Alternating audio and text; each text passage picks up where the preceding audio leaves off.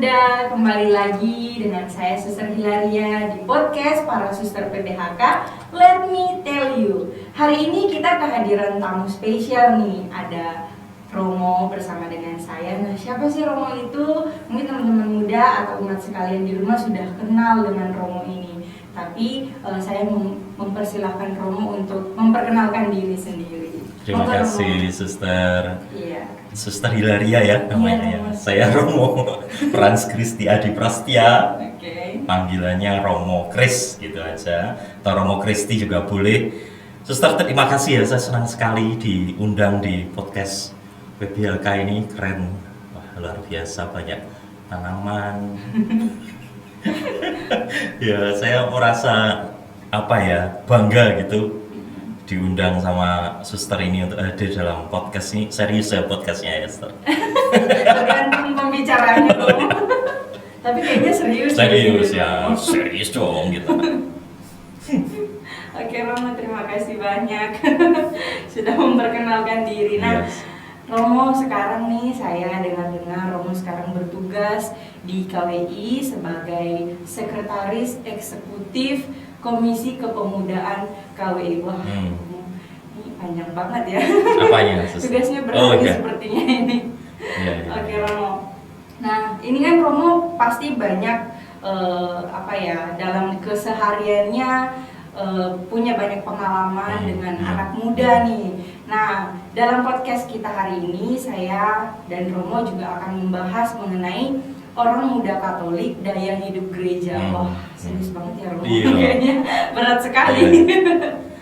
Nah, Romo, orang muda itu sampai saat ini masih diberi seperti tanggung jawab besar untuk peran gereja ya Romo. Menurut Romo, peran kaum muda itu kan sangat penting ya Romo. Selama Romo bersama dengan OMK ya, Orang Muda Katolik dalam tugas saat ini, seperti apa sih gerak atau dinamika OMK sebagai daya hidup gereja? Begitu. Baik, terima kasih Suster. Pertanyaannya sangat serius ya. Iya Suster, pertama-tama saya harus mengatakan bahwa sejak dulu saya itu punya passion gitu pada pendampingan orang muda. Maka ketika saya diminta untuk menjadi sekretaris eksekutif di Komisi Kepemudaan di Konferensi Wali Gereja Indonesia, saya kira satu-satunya sukacita yang boleh saya temukan adalah karena saya boleh berkarya di tempat di mana saya punya passion. Satu-satunya ya, yang lain berat semua. Nggak bercanda. Ya itu Suster. Apakah orang muda itu menjadi daya hidup gereja? Saya kira pertama-tama kita harus mengatakan bahwa yang menjadi daya hidup gereja itu sebenarnya Roh Kudus ya. Roh Kudus. Jadi kita ingat ketika Yesus itu naik ke surga, dia mengatakan ya, saya akan memberikan penolong bagimu itu. Dan penolong itu adalah Roh Kudus yang menyertai gereja sampai saat ini. Nah, kalau disebut bahwa orang muda itu adalah daya hidup gereja, tentu karena Roh Kudus itu berkarya dalam semua anggota gereja. Kalau dulu di Jemaat Perdana, Roh Kudus itulah yang membuat para rasul yang tadinya sedih karena ditinggal Yesus, ambiar, sad boy gitu ya. Lalu kemudian berubah menjadi orang-orang yang berani dan penuh sukacita mewartakan kabar gembira ke segala bangsa. Nah, Roh Kudus itu menjiwai gereja sampai hari ini dan sampai selama-lamanya. Tidak hanya untuk orang muda sebenarnya, tetapi juga untuk semua anggota gereja. Ada para bapak, para ibu, para orang tua gitu ya. Lalu anak-anak juga. Dan Roh Kudus itu membuat daya-daya manusiawi yang dimiliki oleh semua orang itu mengisi kehidupan gereja. Kita tahu bahwa Bapak punya jiwa kepemimpinan gitu ya, kebijaksanaan. Para ibu punya jiwa ketekunan, Seringkali kan yang aktif kalau misa harian ya banyak ibu-ibu ya. Itu lalu para suster, para bruder, para imam, lalu anak-anak, nah orang muda juga. Maka kalau suster menanyakan apakah orang muda menjadi daya hidup gereja, iya, sejauh orang-orang muda ini percaya bahwa Roh Kudus menggerakkan mereka untuk terlibat dalam hidup menggereja. Dan perutusan itu nanti tidak hanya di dalam gereja, tetapi juga di dalam kehidupan bermasyarakat. Kan semuanya begitu, artinya mereka tidak hanya hidup di dalam tembok gereja, tetapi juga keluar dalam hidup sehari-hari. Nah, ketika orang-orang muda menyadari daya-daya manusiawi yang mereka punya, kekuatan, keaktifan, kreativitas, keterbukaan mereka, lalu mereka bisa terlibat dalam hidup gereja dan bermasyarakat. Nah, itulah yang memberikan daya hidup. Nah, saya meyakini itu sih, Sister. Dan saya menemukan itu ya dalam diri orang-orang muda. Tetapi tidak hanya orang-orang muda sih, menurut saya banyak kok. Kalau gereja itu mau berjalan bersama, ya sungguh-sungguh Roh itu berkarya, Roh Kudus itu berkarya dalam hidup gereja. Berarti intinya memang tidak hanya orang muda sendiri tapi menyeluruh ya. Betul. Umat juga diharapkan untuk menjadi daya hidup gereja. Betul sekali, Sister. Iya sih, benar sih Romo. Apalagi kan ya peran anak muda sih lebih kelihatan ya Romo. Kalau ibu-ibu atau bapak-bapak kan juga jarang ya Romo, paling ya membantu. Nah, kelihatan ini gimana, Sister? Karena seringkali kan yang terlihat di gereja itu malah yang tua-tua ya. Ya, kalau dari iya sih memang pada kenyataannya kan seperti itu ya Romo. OMK-nya kemana? Bisa hari Minggu. Kuofadis OMK ya. Tapi selama masa pandemi kemarin ya Romo, selama COVID-19 kemarin, OMK itu perannya cukup terlibat banyak ya Romo. Live streaming, semua ya, karena teknologi yang sekarang juga dikuasai oleh kaum muda begitu. Ya lucu juga ya kalau ada ibu-ibu di belakang, tapi nggak apa-apa ya, menjadi sesuatu hal yang baik. Saya orang muda ya, mbak-mbak masih muda saya. Ya hanya muka tua doang. Nah Romo, nah selama ini ya Romo dalam tugasnya Romo, menurut Romo, apakah kegiatan OMK, kan banyak sekali tuh kegiatan OMK yang dilaksanakan di paroki maupun di dalam OMK itu sendiri. Nah, apakah kegiatan-kegiatan seperti itu penting dan berpengaruh bagi pertumbuhan iman atau perkembangan iman teman-teman muda? Menurut saya penting sekali ya. Orang-orang muda ini kan kalau dalam buku pedoman pastoral pembinaan orang muda yang dibuat oleh Komisi Kepemudaan KWI, orang-orang muda Katolik itu usianya 13 sampai 35 tahun, Katolik dan belum menikah. Itu kan rentangnya agak jauh ya. Tetapi juga usia-usia itu adalah usia-usia pencarian sebenarnya. Pencarian ini maksudnya mereka tahu bahwa saya Katolik, saya dibaptis Katolik, tetapi saya ingin mengenal sungguh apa yang saya imani gitu. Tentu apa yang saya imani ini juga sama seperti mereka juga mungkin ingin mengetahui lebih jauh tentang banyak hal gitu. Nah, menariknya perkembangan zaman itu ikut melengkapi kehidupan mereka. Anak-anak zaman sekarang kan lahir gitu sudah ketemu internet ya, ketemu internet gitu. Lalu sudah akrab sekali dengan teknologi seperti yang Suster katakan. Nah, gereja perlu memberikan arena untuk mereka supaya mereka itu mendapat tempat di mana saya harus mengembangkan, mencari tahu, memperdalam iman saya. Selain gereja tentu keluarga, karena kita tahu keluarga adalah eklesia domestika ya, gereja rumah tangga atau tempat di mana anak-anak ini bertumbuh untuk pertama kali. Jadi dua-duanya ini sebenarnya harus saling melengkapi. Keluarga yang menjadi rumah dan gereja ini yang menjadi tempat atau arena mengembangkan iman mereka. Nah, arena-arena itu apa? Salah satunya adalah yang disebut suster pembinaan iman. Gitu. Pembinaan iman itu ya berarti kalau kegiatan ya rekoleksi, retret, mungkin ada doa bersama. Ya. Saya ingat dulu ketika saya masih bocah, usia-usia SMP gitu, senang sekali berkegiatan di gereja karena gereja menyediakan sarana untuk itu ya.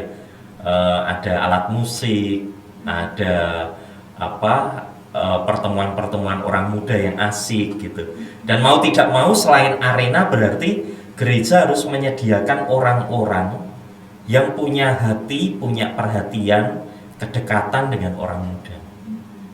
Karena kalau hanya gedung saja nggak cukup untuk pembinaan iman kan.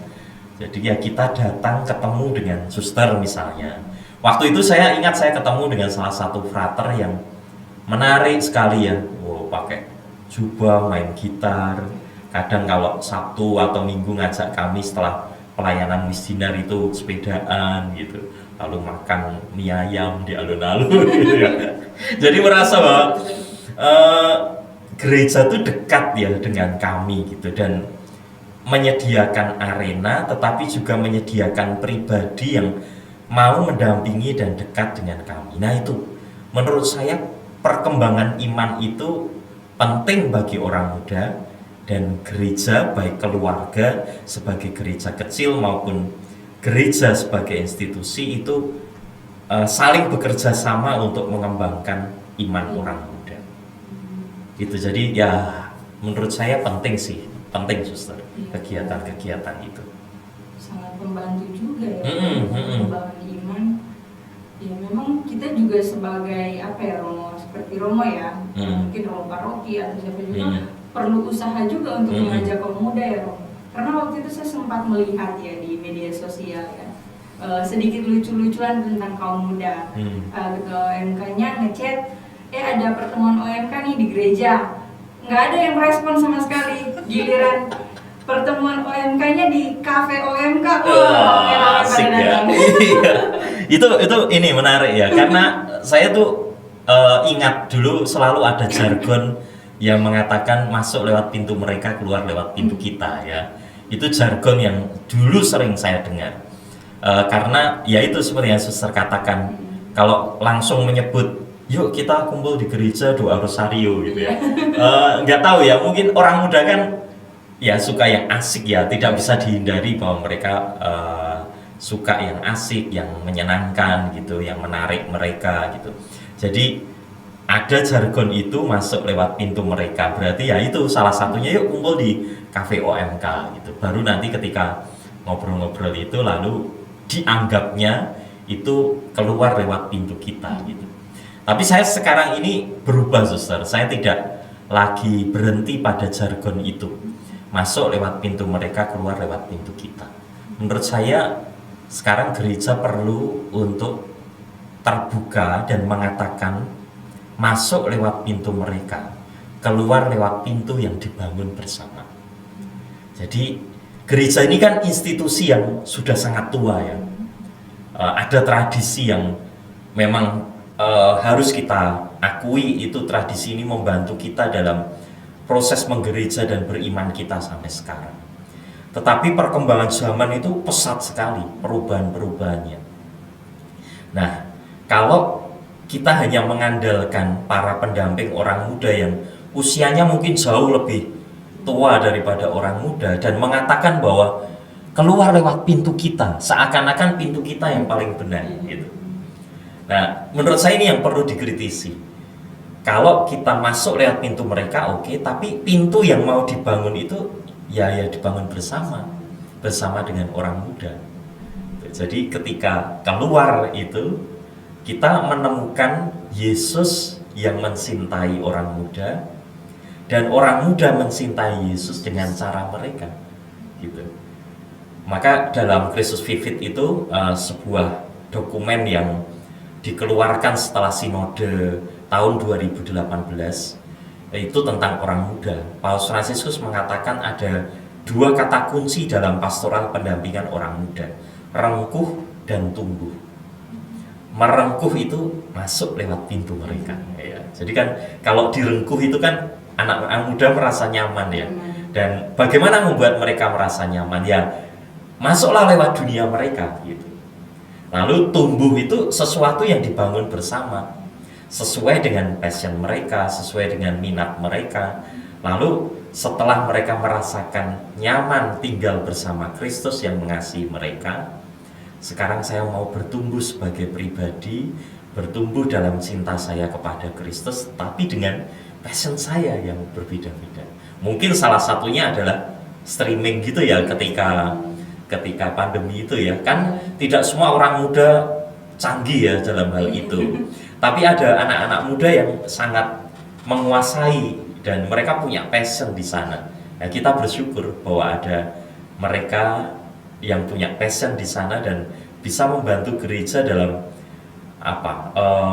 memperkaya, menjaga iman umat dalam situasi pandemi yang saat itu sungguh-sungguh mempersulit ya, bagaimana mau tetap misa tetapi situasinya seperti ini, bagaimana mengajarkan iman tetapi kita tidak boleh berjumpa secara langsung gitu.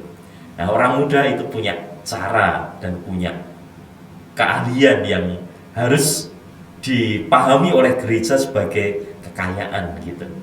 Maka rengkuh dan tumbuh sebagai bagian dari masuk lewat pintu mereka, keluar lewat pintu yang dibangun bersama.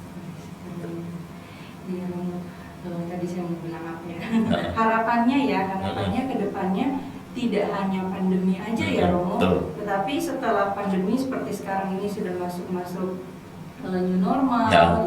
Harapannya OMK juga masih terlibat ya Romo. Tidak hanya live streaming tapi dalam kegiatan-kegiatan lain juga. Nah, Romo, saya mau tanya nih Romo, kesan Romo dengan OMK saat ini dengan OMK Romo pada zamannya Romo dulu. Dulu kan belum disebut OMK ya Romo. Mudika ya. Mudika. Nah, itu gimana? Kesan saya tua sekali ya. Mundur lagi Romo. Oke. Ya, apa ya? Saya itu sering mendengar ya, kita itu dibanding-bandingkan ya, orang-orang muda dibanding-bandingkan. Kayak judul lagu ya, nggak usah nyanyi ya. Nanti kalau nyanyi sampai lama gitu. Jangan dibanding-bandingkan, ojo dibanding-banding. Karena saya merasanya begini ya, setiap zaman itu menyediakan tantangannya sendiri. Dan orang-orang itu punya cara untuk menghadapi tantangan perkembangan zaman itu. Orang sering mengatakan yang dulu, orang-orang muda dulu tuh lebih tangguh, lebih mendalam gitu, nggak mudah ngeluh ya. Kok sekarang anak-anak muda sekarang kok gampang ngeluh, sukanya rebahan gitu, lalu mudah menyerah gitu ya. Tapi menurut saya itu sebenarnya hanya sebagian kecil ya pandangan tentang orang muda, karena menurut saya orang-orang muda itu punya caranya sendiri untuk menghadapi situasi zaman yang berubah. Saya tidak mau mengatakan bahwa yang dulu lebih hebat daripada sekarang, atau sebaliknya yang sekarang lebih modern, lebih kreatif daripada yang dulu. Masing-masing punya tantangannya sendiri. Tapi saya percaya, seperti yang tadi Suster tanyakan di bagian awal, Roh Kudus itu memberi daya hidup sejak dulu sampai sekarang. Dulu dengan situasi yang tidak mudah seperti sekarang, teknologi mungkin tidak seperti sekarang, orang-orang muda punya berbagai macam cara untuk mengembangkan kreativitas. Banyak membaca, banyak ketemu, banyak ngobrol. Ada berbagai macam bentuk kaderisasi yang sifatnya fisik gitu ya, karena ya dulu memang ya fisik gitu kan, karena yang teknologi ini belum berkembang. Dulu buku-buku tebal juga saya seneng-seneng aja baca Suster. Buku-buku Pramudia itu tebel-tebel ya, saya senang baca gitu. Tapi ya kalau kita lihat anak-anak zaman sekarang ya bukan begitu modelnya ya. Dengan teknologi yang sudah sangat kaya, mereka bisa mengembangkan kreativitas mereka dalam berbagai macam hal. Bahkan berwirausaha saja sekarang ini bisa lewat lewat handphone. Ada yang namanya startup, usaha rintisan berbasis digital. Ada berbagai macam media sosial yang begitu menghiasi kehidupan kita. Dan anak-anak muda ini dengan segala keterbukaannya menjadi sangat kreatif gitu.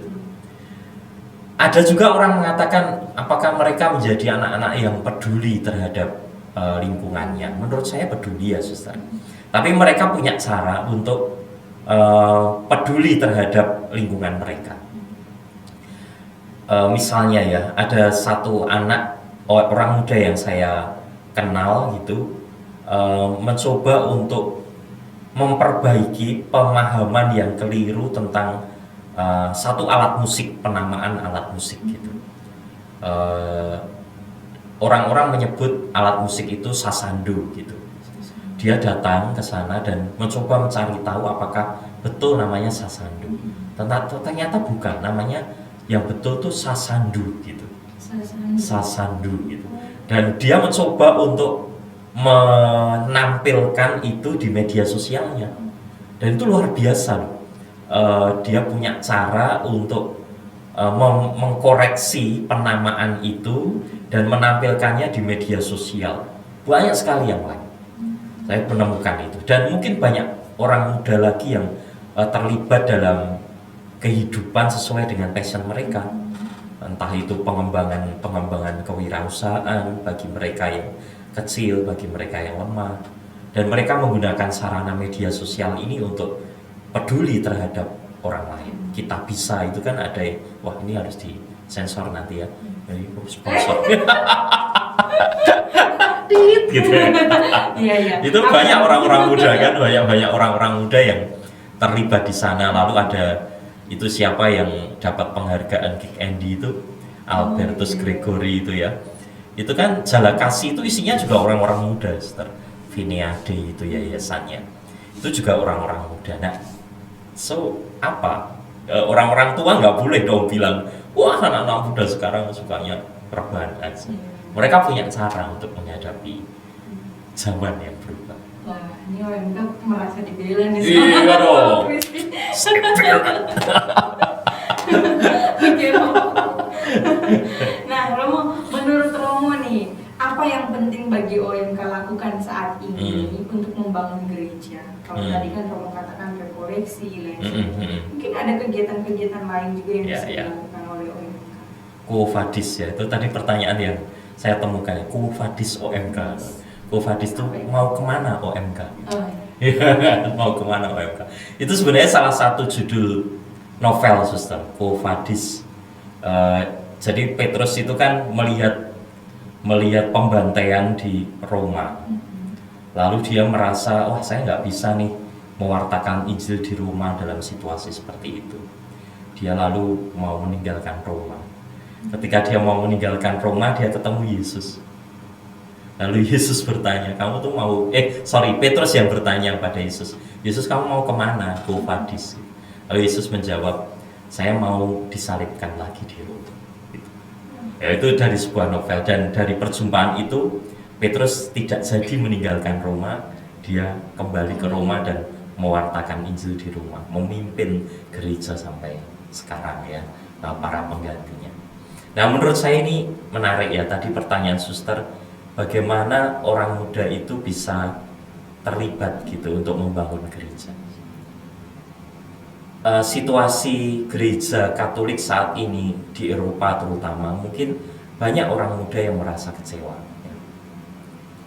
Tetapi kekecewaan ini menjadi tidak akan mengubah apa-apa dalam hidup gereja kalau mereka pergi. Maka saya berharap mereka tetap tinggal gitu. Jangan membiarkan Yesus disalib sendirian di gereja-gerejamu gitu. Maka terlibatlah dalam hidup menggereja. Bahkan kalau kamu ada kekecewaan, entah itu dengan romonya mungkin, romonya saya, dengan suster mungkin, atau dengan DPP mungkin, atau dengan umat lain mungkin. Tetapi ingatlah bahwa saya itu digerakkan oleh Roh Kudus untuk membangun hidup gereja. Dan hidup gereja itu ya bersama-sama, tidak mungkin hanya relasiku dengan Romo, relasiku dengan DPP. Jangan hanya karena kekecewaan lalu meninggalkan gereja. Nah, terlibatlah gitu ya dalam hidup menggereja. Lalu ketika kita sungguh-sungguh terlibat dalam hidup menggereja dengan aneka macam kegiatan itu, gereja juga harus mengajak orang-orang muda itu membangun gereja di tengah dunia. Artinya ya, mereka punya keahlian, mereka punya passion, mereka punya minat, sambungkan itu dengan kehidupan manusiawi mereka dalam berbagai macam ya olahraga. Kan kita punya banyak juga olahragawan Katolik ya Suster ya, dalam bidang media sosial ada banyak konten kreator muda yang Katolik, dalam bidang musik ya, dalam mis-misan putri-putrian itu kan yang dari Manado itu kan Miss Indonesia, ada Miss apalagi, kalau saya sih Miss ya hilang. Itu lain lagi. banyak sekali loh mereka dalam bidang kewirausahaan, dalam bidang apa lagi gitu ya, mereka berkarya dan gereja mendukung mereka, karena itu adalah cara orang muda membangun gereja di tengah dunia, mewartakan Injil dengan cara hidup mereka, dengan minat mereka. Saya kira dengan keterlibatan dalam hidup menggereja dan bermasyarakat sesuai dengan passion mereka, mereka tidak membiarkan Kristus disalib sendirian. Ya, artinya mereka mau berkorban, memberikan apa yang mereka miliki untuk hidup menggereja di tengah dunia. Nah, kita para imam, suster, para senior itu mendampingi, berjalan bersama dengan orang muda. Karena konon mereka yang mau berjalan cepat ya berjalanlah sendiri. Tetapi kalau mau berjalan lebih jauh, berjalan bersama. Keren. Nah tuh OMK jangan takut untuk bergabung bersama. Gereja sudah terbuka nih, sudah membuka pintu lebar-lebar, tergantung dari teman-teman kaum muda semua. Nah Romo, terima kasih banyak ya Romo sudah mau berbagi pengalaman tentang OMK ya, orang muda Katolik sebagai daya hidup gereja. Tapi kembali lagi ditekankan, tidak hanya orang muda, tetapi semua umat itu juga ikut berperan penting di dalamnya. Nah, Romo terima kasih banyak sudah hadir di podcast kami. Dan buat teman-teman semuanya yang menonton, jangan lupa like, komen, dan subscribe. Terima kasih. Kasih.